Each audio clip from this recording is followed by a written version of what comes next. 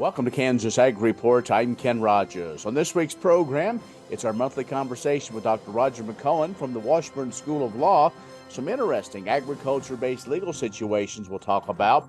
We'll also have features from the Kansas Soybean Commission, Kansas Department of Agriculture, and Kansas Grain Sorghum, plus the weekly update from the Kansas Livestock Association and market information from Pinion.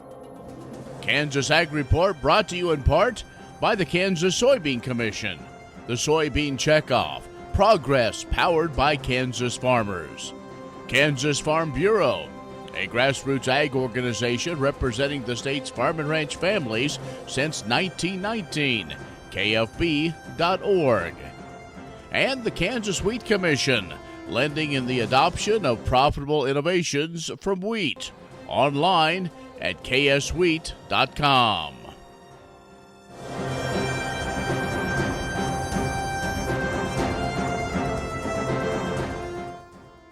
In agricultural news, America's beef cow herd hasn't been this small since 1962. Drought and the high cost of feed forcing producers to cut their herd sizes instead of keeping them back for breeding. Livestock producers who fatten cattle suddenly have leverage over meat packers as they negotiate cattle prices with organizations like Tyson, JPS, and Cargill. Meat processors are assessing the future of consumer demand should beef prices rise, along with cattle supplies and margins, to determine how many animals to slaughter in the months ahead. Cargill says it expects cattle prices to rise further and beef prices to rise as well. The amount of money that meat packers make buying cattle and converting them to meat dropped to under $40 a head in April. That's after reaching over $700 a head in May of 2020. A new USDA report out says exports continue to be a significant market for American farm and food products and sends ripples into the activity of the nation's economy.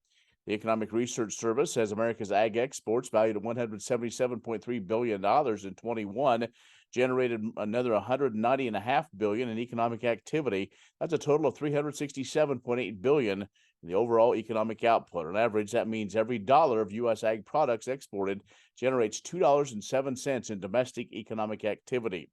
The service, trade, and transportation sector benefit the most from ag exports, generating about $79.5 billion worth of economic activity. Now, on the farm, ag exports support an additional $43.6 billion in business activity beyond the value of the ag exports themselves. The impact starts at the farm through purchases of inputs like fuel and fertilizer, spurring additional economy in the manufacturing, trade, and transportation sectors, and that impact continues along many other sectors as well. Well, the Senate passed a Congressional Review Act, or CRA, measure to overturn the listing of the lesser prairie chicken under the Endangered Species Act. The CRA, introduced by Senators Roger Marshall and Jerry Moran of Kansas and a couple other Republican senators. The measure now heads to the House, where it's expected to pass as well, but President Biden has indicated that he will veto that measure once it reaches his desk.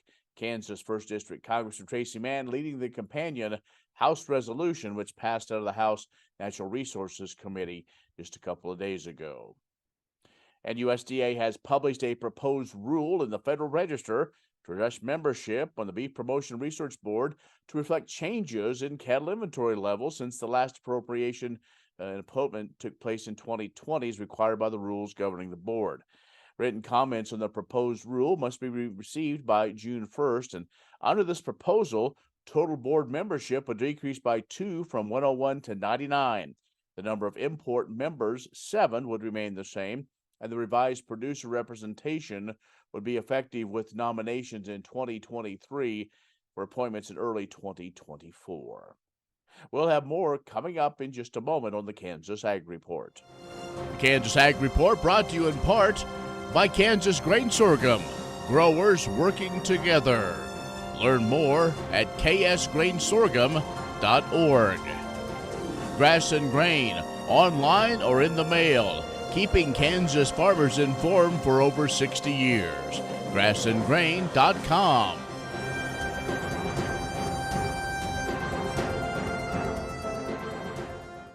And our guest is Dr. Roger McConnell from the Washburn School of Law. He is an ag and tax law specialist. Dr. McConnell, thanks for joining us again. Good to be with you, Ken. We have four big issues we want to touch on. Many of them are kind of updates. The Yeah. first one is one that everybody continues to talk about, and that is this foreign ownership of land. There's been several states that have made Mhm. some things happen. Yeah, it's been a big issue in numerous states this legislative session here in 2023. And Arkansas, so far this year, Arkansas and Virginia have enacted laws that seek to restrict foreign investment in land located within their respective states.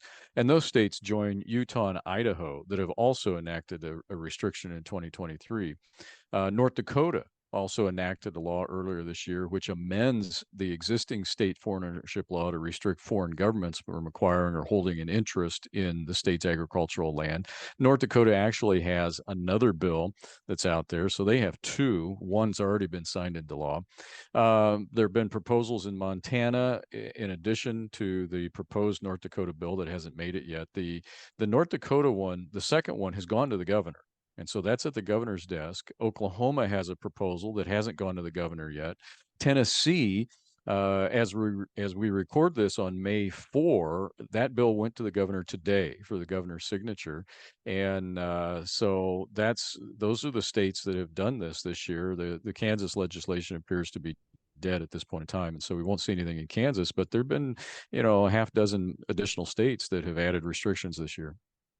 Another issue that we're all waiting for is a ruling from the SCOTUS, the Supreme Court, Hmm. on the waters of the U.S. Basically, that definition, and Yeah. it's kind of bigger than that, but we've all been waiting.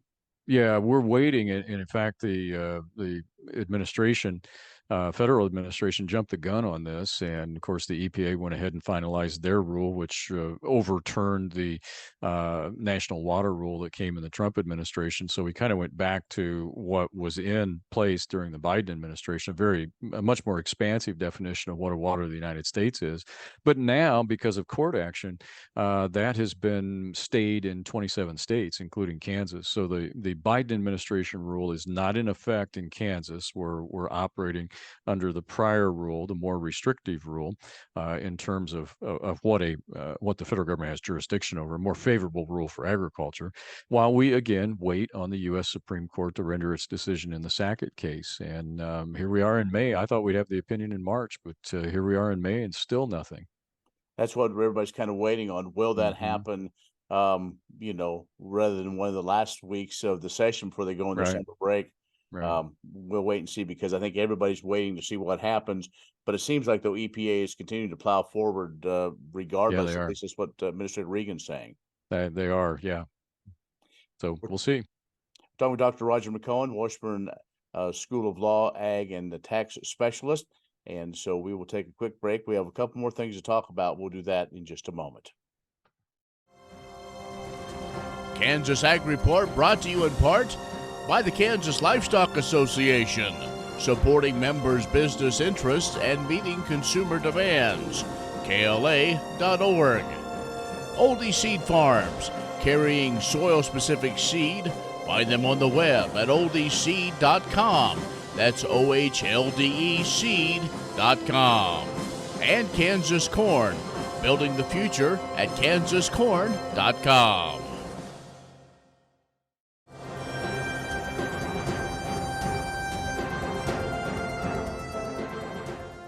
And our guest is Dr. Roger McCowen from the Washburn School of Law, Ag and Tax Law Specialist. We talk with him every month about different things with agriculture throughout the courtroom and the legal system. One of these, now, when you first kind of said, let's talk about this, I had to do a little more reading. We're talking about common law Yeah. marriage in Kansas and implications that could have on the farm. Yeah, Kansas is one of just a handful of states, only about 6 or 7 states that actually recognize common law marriage. And we've had 3 significant cases over the last decade, 2 of which have occurred in the last month on the common law marriage issue. And it actually can be a big issue for farmers and ranchers in terms of who gets to inherit the farm property. And one of the cases involved a multi-million-dollar farming operation in Kansas, and whether the so-called wife, whether the marriage was a common law marriage that would be recognized under common law that would give her inheritance rights. Because if you die without a will, and then the question comes down to whether you are actually a legal spouse or not. And a lot of people think, Ken, that if you've lived together for 7 years, I hear that all the time. Oh, we've been together for 7 years, therefore this is a common law marriage. No, it's not that simple. You have to have capacity to marry, and so just about everybody would have that. I've never seen a case where that wasn't the situation. They have to agree to be married and represent to the public that they are married, so they have to hold themselves out as married people, conduct themselves that way. So joint bank accounts, filing joint tax returns, all these types of things are evidence that you are kind of conducting yourself as a married couple. And then you have a third test, which is more difficult. That's a public representation of the marital relationship. And that's the most difficult one. And these cases, and actually a fourth step was indicated in a recent Kansas case just last month by the Supreme Court. For IRS purposes, federal tax purposes, you have to have the highest court in the state say that you're in a common law marriage. It can't be the Court of Appeals. It can't be a district court. It has to be the Kansas Supreme Court. So this one couple got a ruling that was favorable, but IRS wouldn't pay any attention to it. And so they had to ask the Supreme Court to rule on their situation. And the Supreme Court said, yes, you are in a common law marriage. So it's more than just shacking up. To put it in the vernacular, there are some requirements that have to be satisfied to be in a common law marriage, and it can be a big deal. Wow. Okay. And the final, just a quick thing on a Q-tip trust. Yeah, Q-tips are a special type of property that's left to the surviving spouse and qualify for the marital deduction. Now, this is an estate tax planning type concept, which will be a bigger issue if that exemption actually comes down in 2026 to about $5 million. Then with an inflation adjustment, probably about $7.5 million.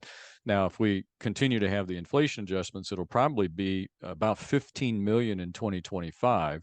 And then we're at roughly 13 million now, a little bit under that. But with two more adjustments, it'll be close to 15 million. And if Congress does nothing, it drops to 7.5. But you have to leave your property to qualify for a marital deduction to wipe out tax in the first spouse's estate. It has to be left outright to the surviving spouse. So you could go outright to the spouse. You can't leave it in life estate with a remainder, which we like to do in estate planning. Well, what if I've had a second marriage situation? Maybe there's a divorce that's involved. Maybe there's a death that's involved, and I got remarried, and I'd still like to benefit the children of my first marriage, but benefit the spouse that I'm married to at the time I die for his or her life. Well, I can do that, but it has to be in a life estate form. But it won't qualify for the marital deduction unless it's a Q-tip, qualified terminable interest property. It's really complex, but if it's set up right, what we're saying here is you can do a life estate with a remainder and still qualify that property that's going to the spouse for life, surviving spouse for life, for the marital deduction. Well, Dr. McCollum, 4 big important issues. We didn't get a chance to really do a deep dive in any of them, but I know you have on your blog. So how can folks read that and get more information? Actually, there are 2 places. My blog, which can be accessed off my website, which is washburnlaw.edu, and then /WALTR. And I also share a lot of these, and the ones we talked about today, they're shared with K-State, so they can also be found on the Ag Manager website through the Department of Ag Econ. All right, Dr. McCollum, as always, thanks for your time, and we'll talk with you again next month. Thank you, Ken. Dr. Roger McCollum, who is an ag and tax law specialist at the Washburn School of Law, has joined us. We will have more coming up in just a moment. Kansas Corn reminds you that E15 fuel is the right choice for every kind of driver. For the car enthusiast, E15 has higher octane. For the thrifty driver, E15 is priced lower than regular unleaded. For the nature lover, E15 provides cleaner air. For the shopper who buys local, E15 has more ethanol from our Kansas corn farms. Choose E15 for a higher octane, lower price, cleaner American fuel. Message from the Kansas Corn Commission. Learn more at kscorn.com. What if U.S. soybean meal were more than a commodity? If seed companies and the Soybean Checkoff built a better variety? That future is here. The time is now. To meet end-user demands, the Soybean Checkoff is investing in the compositional quality of soybeans, including meal. A message from the Kansas Soybean Commission, the Soybean Checkoff, progress powered by Kansas farmers.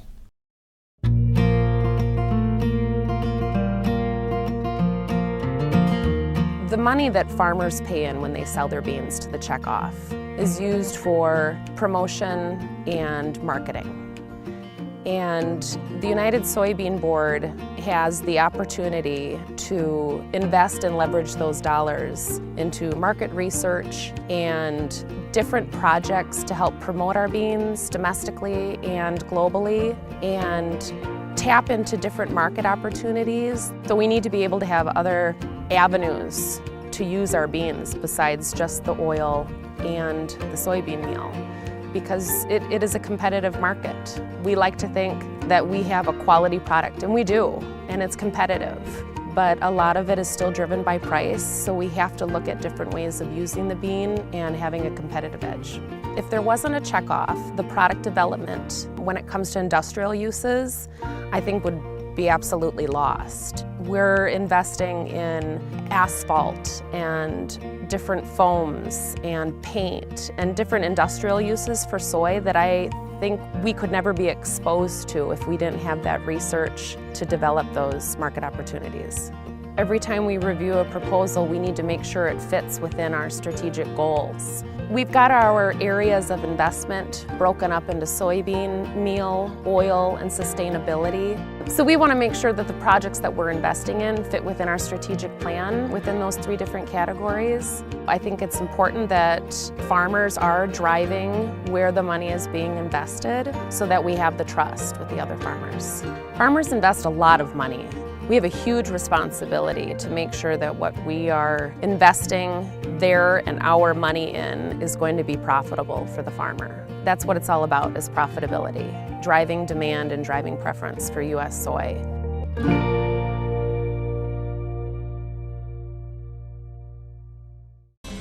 Premier Farm and Home has what you need to make your lawn the best in the neighborhood. Hi, I'm Ken. We choose Premier Farm and Home for the professional look that we do ourselves. Feel free to stop in. You can also visit our website at heycow.com. Grain sorghum is one of the most important cereal crops worldwide, and Kansas leads the nation in its production. Over the years, sorghum has been either exported, used in animal feed domestically, or for other industrial uses. Recently, its use in the ethanol market has seen tremendous growth, with 30% of domestic sorghum typically going to ethanol production. Kansas Grain Sorghum is committed to sorghum research, market development, and education. Learn more at ksgrainsorghum.org. Hi, I'm Elizabeth Strum with Murray Wise Associates, farm manager and real estate broker in Champaign, Illinois. Many farmers would like to expand their operation, but they're really just not sure how to do it. One of the options that we have worked through before with farmers has been the sale leaseback concept. So this concept is that you sell your farm to another person, but you have the contingency that you have to have the opportunity to lease it back, and sometimes on a multiple year lease. So how this works in practice, and we commonly get phone calls from investors or just individual people that are looking to add farmland to diversify their portfolio. If we can find a farmer who owns a farm and is looking to maybe free up some cash, we are able to possibly put those 2 people together in order to sell your farm to an investor, and then also have the ability to lease it back. What this can do for you is free up money that could possibly use in a 1031 to expand your operation and buy more acres, which you can also then farm. The Kansas Wheat Innovation Center in Manhattan is rediscovering ways to get improved varieties and new genetics in the hands of farmers faster. Grower-led and checkoff-funded research initiatives are bringing about positive change. This grassroots leadership provides a strong voice in Topeka and Washington, D.C. Now is the time to partner with Kansas Wheat in moving wheat forward. Kansas Wheat Commission and Kansas Association of Wheat Growers. Farmers investing in their future and yours. Log on to rediscoverwheat.org.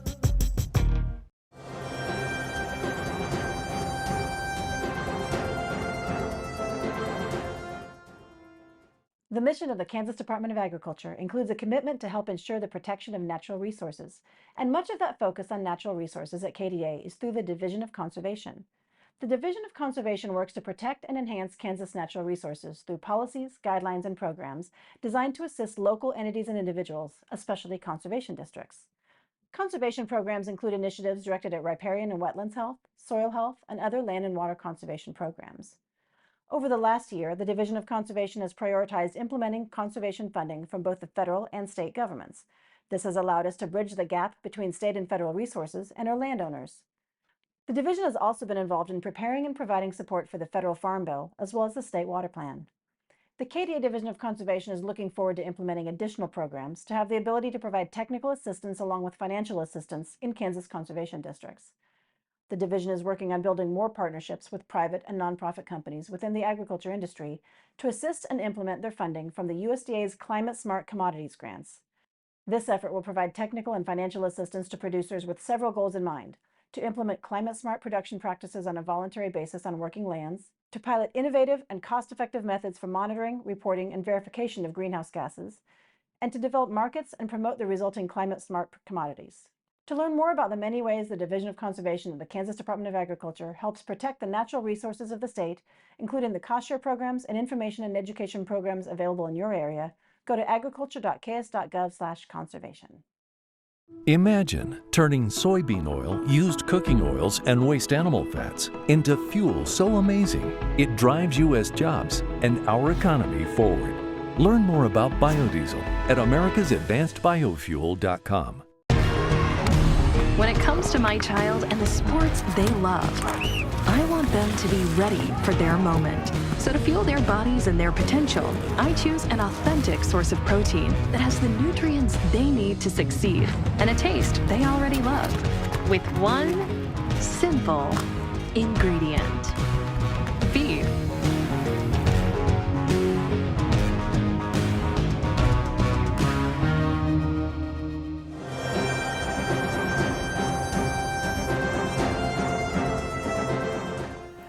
Governor Laura Kelly recognizes the contributions ranchers and feeders make to the state's economy and has declared May as Beef Month in Kansas.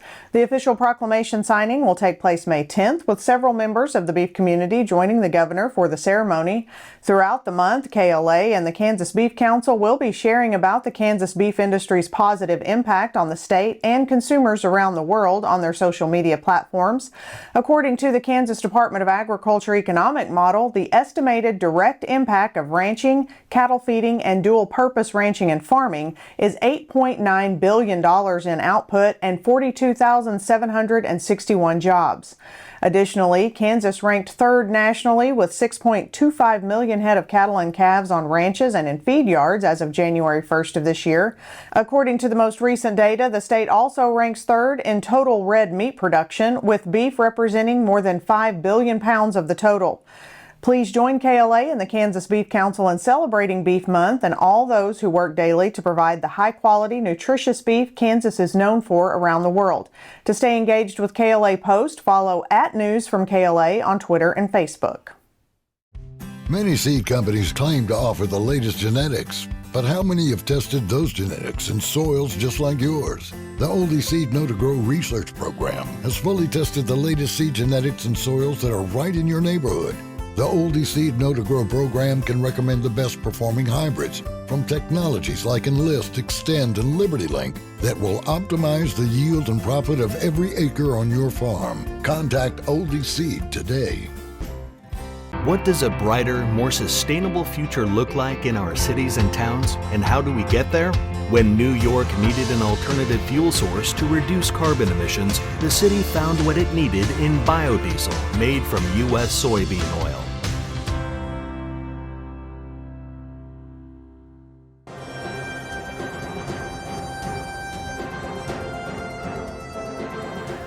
Good day. I'm Derek Hermish with Pinion, a division of KCO ISOM. Volatile grain markets are the new normal, it seems. The good thing about true volatility is that it creates much more opportunity than flat markets. However, your opportunity to experience regret is much greater as well. For example, say you sell your soybeans on a 50-cent rally only to watch it go up another $1 the next week after you sell. Can you be happy about selling into the initial rally, or are you going to focus on what you missed out on? Regret should be the least of your concerns when it comes to marketing, but it can rear its ugly head in these environments and negatively affect decisions down the road. Selling your grain at profitable levels is the key. That's what you're always told, but it's never that simple. It is true that you will not go broke selling for a profit, but you're not in the business of making widgets for $1 and selling them for $2.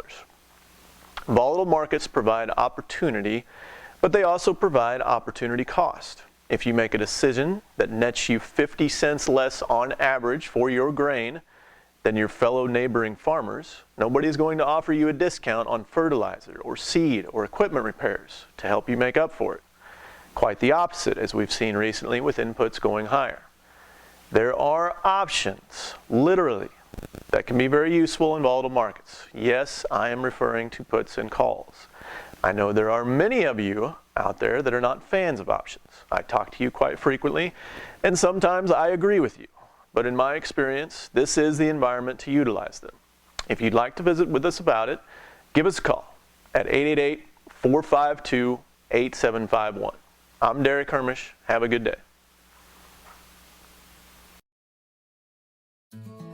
Rural families are built different. You deal with the highs and lows of rural living. You support your family, your church, and your community. You often work sun up to sun down, and you do these things because you love it. But life isn't always easy. Sometimes as farmers or ranchers, you're supposed to be this big tough person, you know, like I've got this ground, I've got these cattle, you're not supposed to struggle. Everybody's struggling. And sometimes it's just having that conversation with a friend for them to soften a little bit, to be able to have an open conversation. There is help for anyone struggling with mental health. Text or call 988 to be connected to the National Suicide Prevention Lifeline. Talk to someone. Above all, don't suffer in silence. For more resources, visit kfb.org/Rural Minds Matter. That's our show this week. Be social with us online at kansasagreport.net or our social media channels. I'm Ken Rogers. Thanks for watching. We'll see you next week. Kansas Corn reminds you that E15 fuel is the right choice for every kind of driver. For the car enthusiast, E15 has higher octane. For the thrifty driver, E15 is priced lower than regular unleaded. For the nature lover, E15 provides cleaner air. For the shopper who buys local, E15 has more ethanol from our Kansas corn farms. Choose E15 for a higher octane, lower price, cleaner American fuel. Message from the Kansas Corn Commission. Learn more at kscorn.com. Sorghum is one of the most important cereal crops worldwide, and Kansas leads the nation in its production. Over the years, sorghum has been either exported, used in animal feed domestically, or for other industrial uses. Recently, its use in the ethanol market has seen tremendous growth, with 30% of domestic sorghum typically going to ethanol production. Kansas Grain Sorghum is committed to sorghum research, market development, and education. Learn more at ksgrainsorghum.org.